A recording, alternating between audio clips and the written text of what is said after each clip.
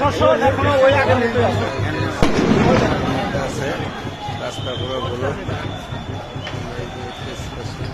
পুলিশের গাড়ি পুলিশের গাড়ি পুলিশের গাড়ি এরাই মারতে মারতে আইতেছে।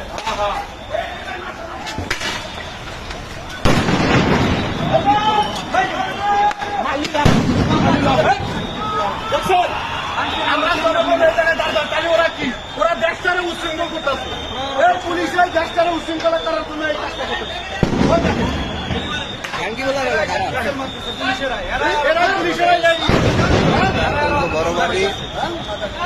বড় বাড়ি রাস্তাটার একটু সামনে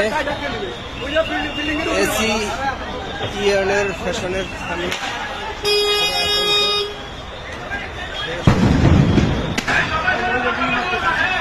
যানজট। পুলিশ কিভাবে মারতেছে? কোম্পানির ভিতরে বিল্ডিং এ কত খারাপ রে